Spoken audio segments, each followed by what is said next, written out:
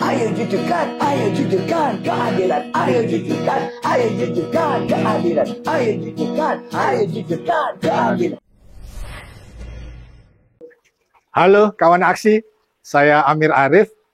Hari ini KPK bertamu ke rumah musisi legendaris, living legend, musisi yang terkenal dari tahun 80-an, 90-an, anak 80-an, anak 90-an pasti tahu musisi ini. Tapi dia bukan musisi sembarang musisi, tapi dia selain musisi, alumni dari perguruan tinggi negeri yang favorit, kemudian dia juga aktif di isu-isu politik, peduli sama masalah negara kita, peduli sama hukum, dan musisi ini juga punya keluarga, istri dan anak-anak yang juga peduli. Siapa dia? Yuk kita kenal lebih dekat dengan figur berikut ini. Kita ketok, ada orangnya atau tidak ya? Assalamualaikum. Waalaikumsalam. Assalamualaikum. Mas Amir. Waduh, waalaikumsalam. Keren banget. Aduh, makasih ya. Maka kami bawa tim kawan aksi. Ini dia musisi legendaris tahun 80-an 90-an. Paksi pak preman-preman. Iya, yo. Paksi pak metropolitan. Nah, anak 80-an, anak 90-an pasti tahu Suatu musisi kehormatan ini. ya. Dan kita KPK bertamu ke rumahnya. Iya. Banyak materi nanti yang kita bicarakan. Yuk. Ayo, Pak. Ya, silakan. Terima kasih Mas Ikang. Ayo. Sudah diperkenalkan. Rumahnya nyaman. Kawan aksi rumahnya nyaman sekali. Dan tidak semua bisa diperkenalkan masuk ke area ini karena ini area rumah bagian yang sangat intimate ya Mas Benar-benar Ikang. intimate. Ini bagian intimate. Ini bagian intimate, selalu banyak ide gagasan pembicaraan di ruangan Mas Ikang ini dan luar biasa. Dan orang-orang yang dekat sama kita. Dan gitu ya. Kawan aksi sebenarnya perkenalan KPK dengan keluarga Mas Ikang ini sudah bertahun-tahun yang lalu. Iya benar. KPK itu sudah intens diskusi tentang kepedulian anti korupsi, pemberantasan korupsi dengan almarhumah istri Mas Ikang. Iya benar. Almarhumah Mbak Marissa Haque. Iya. Artis 80-an, 90-an juga yang luar biasa peduli sama gerakan politik tapi juga peduli sama penegakan hukum. Iya. Jadi dulu KPK tuh sering banget Mas Ikang. Iya benar-benar ya. Sering banget diskusi dengan Mbak Ica gitu, almarhumah Mbak Ica. Banyak sekali ide dan kekritisan beliau. Benar. Tentang kondisi negara kita, kondisi penegakan hukum, kritis banget beliau Mas Ikang, dan selalu banget menyoroti hal-hal di masyarakat itu Mas Ikang. Iya benar. Itu gimana sih dulunya itu sampai Mas Ikang dan Mbak Ica juga punya gagasan dan kekritisan seperti itu Mas Ikang. Gimana kalau kita ngobrolnya di ini aja, di ruang kerja gua. Ya, pengen banget kita. Ini soalnya Mas Amir datang ke sini nih harus benar-benar banyak yang harus dibicarain supaya nanti ya benar-benar pembicaraan kita ini banyak manfaatnya nanti. Ayo. Makasih banyak. Aduh, senang bisa di rumah ini. Jadi fasilitasnya ada, anakku juga di sini dia buka clothing. Oh, keren ini. Cikigo. Cikigo. Ini sekarang dia udah mulai udah setara dengan desainer-desainer kelas ini nasional. Iya. Jadi pamerannya udah bareng. Dan ini ya ada buat makan-makannya ngumpul di sini juga di sini. Ya, senyaman mungkin lah. Cikigo ini punya Mbak Ciki. Itu berapa tahun lalu KPK pernah kolaborasi dengan beliau dalam kegiatan namanya Inspirasi Gaya Hidup Berintegritas. Oh gitu ya. Insight anak-anak muda aksi. ya. Betul, anak muda. Kawan aksi bisa cek itu di YouTube aclc.kpk.id. Benar. Itu kegiatan namanya Inspirasi Gaya Hidup Berintegritas. Jadi sekeluarga nih kayaknya. Sekeluarga kayaknya udah akrab dengan KPK, tapi dalam rangka pendidikan.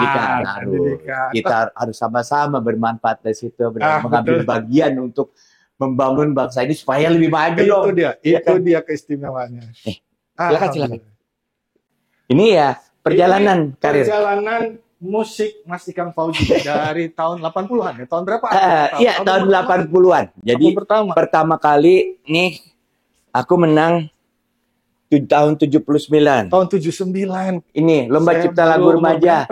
Umur 18 tahun, Mas. 18 tahun juara 3 Lomba Cipta Lagu Remaja. Iya. Ini dulu TVRI, Mas Le? Bukan. Ini Prambors. Oh, Radio Prambors. Radio Prambors.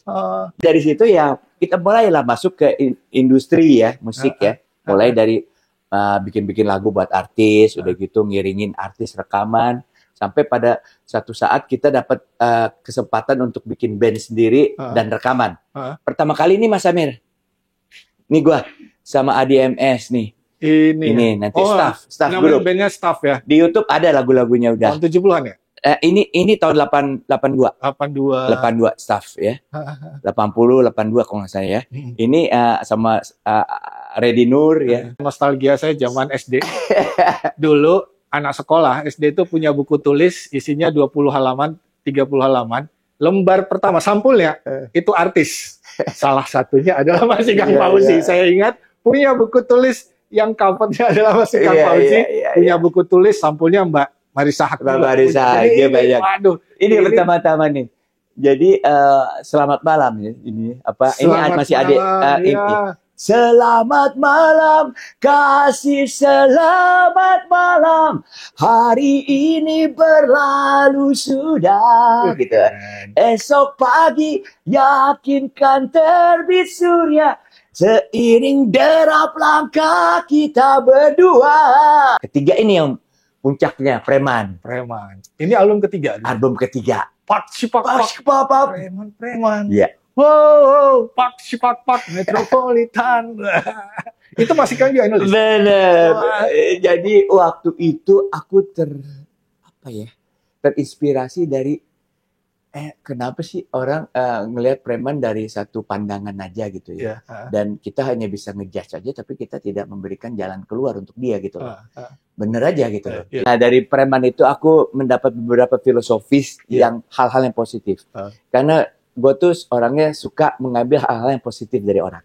Ternyata ada dua hal yang paling inti di positif. Kesetiakawanan. Karena di situ aku nganggep Bang Ikang di sini nggak boleh keluar duit atau apa, begaul sama kita, rokok dari kita, makan dari kita, pokoknya supaya maksud mereka tuh gue nggak takut sama mereka gitu. Jadi kesetiakawanan luar biasa. Dan dua dia bilang kalau Bang Ikang ada apa-apa kasih tahu kita mati duluan nggak apa-apa. Itu gue rasa itu solidaritas. Itu solidaritasnya luar biasa yang gue nggak dapet di teman-teman gue yang katanya pendidikannya udah S1, S2. Makin tinggi pendidikan kita, makin berada kita, makin transaksional. Bisa jadi makin kita. individualis. Bisa Bener, jadi makin individualis. Ya? Ini yang aku kritik terhadap masalah kehidupan kita gitu loh sekarang. Apalagi politik lebih jauh lagi. Hari ini kita bisa berteman, besok kita musuh. Betul. Tidak ada teman abadi dalam politik. Tidak ada politik. teman abadi. Yang ada kepentingan abadi gitu. Mereka tuh nggak begitu. Teman ya teman. Makanya aku termasuk orang yang begitu. Kalau teman aku nggak bisa mengkhianati teman. Jadi nggak bisa masuk politik gua. Kalau masuk politik ketendang duluan pasti yang begitu. Ya kan? Gak bisa. Nah, ini kita bebas. Kita bebas berkata di 98 nih bro. Luar biasa. Kita bebas di zamannya waktu itu. Lo tahu Orde Baru kan? Iya. Begitu kan, orang demo kebebasan. Dulu kan kita apa-apa gue di UI. Demo tiap hari nggak boleh keluar. Demo kita cuman ya maaf ya ditenang-tenangin aja sama aparat gitu. Udah gitu, tapi nggak boleh keluar. Zaman itu strict banget. Dilokalisir. Abis pokoknya di situnya. Gue bikin lagu Kita Bebas. Ya. Ini mulai aspirasi tentang sosial. Iya. Keresahan sosial. Karena gue divisi UI kan. Betul sekali. Mau nggak mau, jadi gue deket dengan permasalahan sosial itu. Apalagi ya, ya udah bareng Marissa juga waktu itu kan gue menikahnya 86, 87, ya kan. Gitu. Udah gitu bikin tembang perdamaian. Waktu itu gue bikin tembang perdamaian ada kasus Maluku. Sobat di seluruh bumi Indonesia. Maluku zaman itu ya? Hari ini kita bahagia ya. Berpegangan tangan dan bergandengan menyanyikan tembang perdamaian gitu. Negara kita tahun 98 itu pernah mengalami konflik horizontal yang berdarah-darah. Iya benar. Kita berantem beda suku, berantem beda agama. Luar biasa. Korek. Itu gelap banget pada saat itu. Gelap banget. Dan aku sedih banget. Dan luar biasa itu korbannya luar biasa. Dan pada saat itu seniman, musisi ditaruh jar-jaran paling depan. Kita yang bagian mendamai-damaikan orang. Yang bikin ribut orang-orang politik, ya, yang ngedamain seniman. Seniman. Itu kenyataan hidup kayak begitu tuh. Nah itu pertama kali aku ngasih lagu ke KPK zamannya SBY. Oh. Judulnya Preman Berdasi yang ini. Itu tahun 2005 mungkin. Iya. 2005 ya. Iya. Iya. Nah, Preman Berdasi. Aha, itu di YouTube ada. Preman Berdasi. Jadi gue pengen kasih tahu semua orang-orang, preman yang paling bahaya tuh bukan yang cere-cere begitu. Bukan itu sih dikondisikan yang begitu. Ya kan? Yang berdasi ini. Yang berdasi dan punya kekuasaan. Betul. Yang mempunyai aset, punya wewenang, punya duit, itu yang bahaya. Punya otoritas, tapi kelakuannya garong. Makanya itu makanya di depannya tuh aha yang benar gitu ya. Wajahnya nampak suci, sering nongol di TV, penampilan bergengsi dan selalu apa gitu ya. Dia jago melobi, juga pandai korupsi, manipulasi. Dia jago manipulasi dan biang korupsi gitu. Itu sudah mulai nyinggung korupsi tuh ya? Iya. Tahun 2000. Ngomong apa adanya. Nih teman-teman aksi, kita lihat tuh perjalanannya. Semua liriknya tuh punya benang merah. Keresahan sosial. Iya benar. Keresahan sosial nih Mas Ikang. Bicara sampai terakhir tuh tahun 2005. Bicara sudah mulai nih tendensinya anti korupsi. Keresahan orang punya kekuasaan tapi berlaku garong. Nah Mas Ikang. Udah mulai peduli korupsi. Bagaimana sih kemudian perjalanannya tuh sampai sekarang?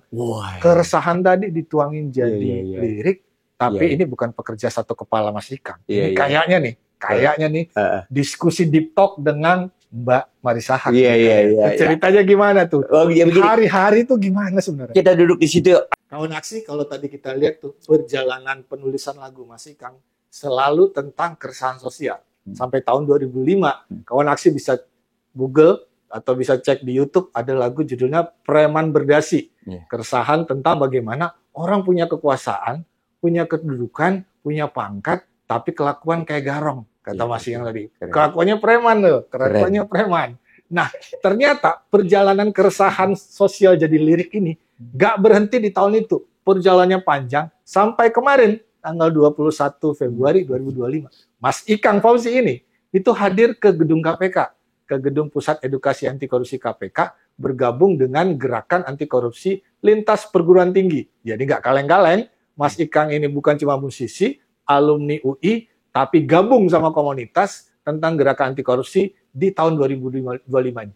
Ada lagunya nih, khusus ditulis oleh Mas Ikang, tentang kondisi sekarang. Current isu, kondisinya Indonesia sekarang. Judulnya apa Mas Ikang? Jujurkan Keadilan. Jujurkan Keadilan. Ini sebenarnya Marissa. Ini apa pemikiran ide pokok, ide dasar dan semuanya dari Marissa Haque. Keresahan itu keresahan dia yang paling utama. Dia tuh jauh lebih sensitif dari aku. Tentang sosial. Jadi dia pernah ngomong kayak begini. Kan dia pelajari hukum juga ya. Karena dia satunya hukum dan pernah jadi pengacara juga. Dia bilang, permasalahan yang paling utama nih kita nih katanya semuanya udah pada bekerja dengan benar, tapi produk dari hukumnya ini nggak genuine gitu, tidak berkeadilan. Jadi ini hanya produk hukum yang bagaimana cara orang mengelola produk hukum itu untuk jadi menang. Iya kan? Jadi makin pintar dia masih bisa makin pintar dia ngelola, dia bisa menang perkara hukum itu. Jadi hukum dasarnya itu tidak keberpihakan kepada yang benar, keberpihakan kepada yang jujur, keberpihakan kepada orang kecil, keberpihakan kepada orang yang nggak mampu gitu ya, yang nggak berdaya, sulitnya mencari keadilan. Iya, akhirnya keadilannya tidak bersih, tidak tercoreng lah gitu ya. Makanya dia bilang harus dijujurkan. Aku kan bingung, ini dalam banget ya, masa keadilan harus dijujurkan. Tapi aku pikir, wah ini bagus jadi jujurkan keadilan. Dan ini keresahan dan ekspektasi masyarakat semua. Benar, itu dasarnya semua kan. Masyarakat. Ya terakhir kan kita juga pernah teman-teman dari KPK udah setengah mati nangkep orang, tiba-tiba diproses, ya begitu aja. Iya kan?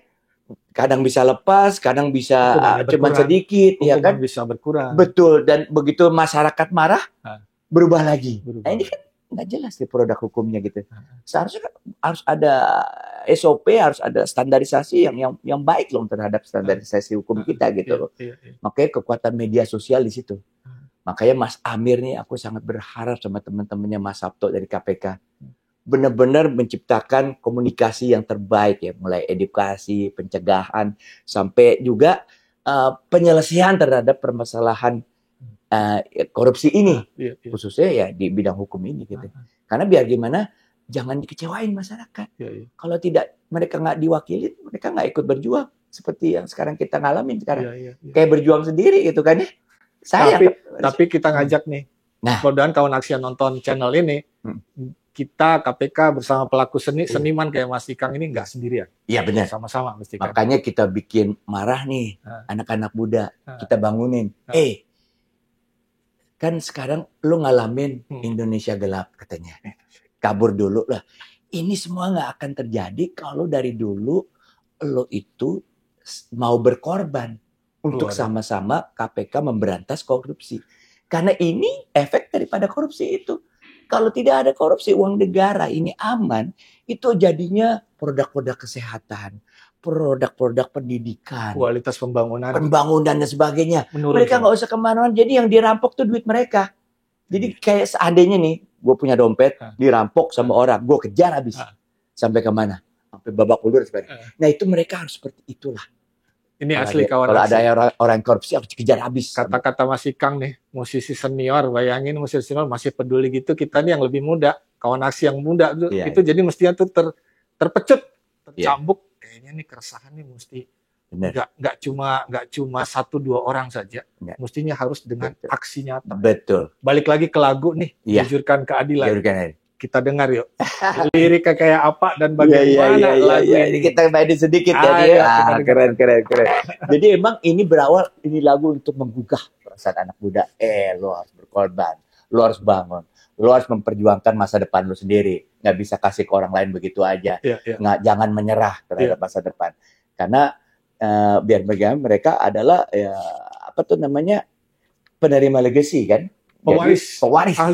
Ahli waris dari kita semua nanti. Iya, jadi bertingkah lakulah sebagai pewaris yang benar-benar kuat gitu. Lagunya begini. Jujurkan. Jadi ayo jujurkan keadilannya. Ayo jujurkan keadilan. Ayo jujurkan keadilan. Ayo jujurkan keadilan. Ayo jujurkan keadilan.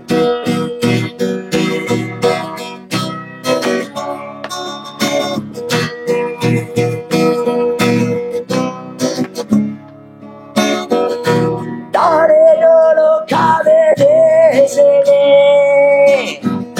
sabar, setia dan yakin padamu,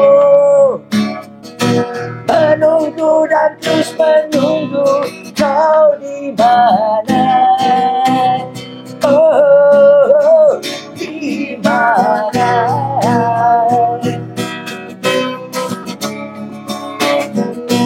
Begitu kau ada di sana, aku bagai menara daging, tutup mata hati dan telinga kau kemana, oh kemana.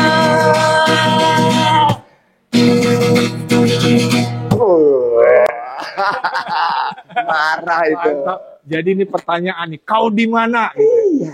Mencari-cari keadilan. Benar. Mencari-cari rasa adil itu harus dipenuhi oleh siapa? Iya. Ini kayaknya menagih negara, benar. Menagih aparat, menagih sistem di pemerintahan kita, memberikan rasa adil pada masyarakat. Dan terakhir, yang pemegang legasi itulah, yang pemegang warisan itu yang menentukan. Jadi mereka harus berdaya sebenarnya. Luar biasa. Jadi keresahannya Mbak Ica tadi itu dituangin dalam lagu ritme yang menggelegar tadi gitu ya, dan jadi satu lagu yang komplit. Karena terakhir aku tutup dengan kata-kata, mari bersatu, luruskan dan tajamkan pedang keadilan. Ya. Ajakannya bersatu. Ya. Demi martabat bangsaku Indonesia. Gitu. Jadi solusinya ada gitu loh. Suami istri bertahun-tahun bicara tentang masalah segala hal. Masalah segala hal termasuk keresahan di Indonesia ini. Yang paling utama tuh di ruangan tengah tadi. Di sana? Yang di bawah tadi, karena di situ kita bisa ngelihat taman, kolam renang, privacy, Oh, dan juga kelihatannya kita nggak di ini dengan waktu lah gitu ya. iya. Dan Jadi- itu Jadi pikiran jadi bisa lepas gitu. Cuman di tempat-tempat tertentu juga kayak dia bikin spot-spot juga untuk dia bisa podcast. Ada ruang perpustakaan ada 2 ya. Itu juga bisa dibikin boleh sekaligus lihat. kan. Boleh nanti cuman agak berantakan ya karena almarhum baru pergi, aku belum kuat untuk Iya. menata ulang, tapi boleh aja nanti kita lihat ada 2, ada yang khusus perpustakaan hukum, Mas. Koleksinya banyak sekali. Koleksi dia banyak banget. Luar biasa. Itu juga sebagian yang bagus-bagus aku coba sebisa mungkin baca. Jadi anak-anak juga besar ya karena kondisi habit istriku seperti itu. Jadi yang perhatian sosial yang paling tinggi, kenapa anak saya sekarang di Yordania gitu loh, bela Palestina habis-habisan gitu ya. Iya karena aku rasa akui banyaknya talentnya dari bini gua. Iya, jadi emang itu udah bawaan dia itu sangat perhatian dengan permasalahan sosial, permasalahan iman juga ya, terutama ya, makanya di sektor syariah tuh dia benar-benar banyak benar dia punya sumbangan pemikirannya di situ gitu. Iya. Kita lihat di mana sih biasanya ngobrol-ngobrolnya. Boleh nggak Mas Ikang? Dengan senang hati. Ayo kita lihat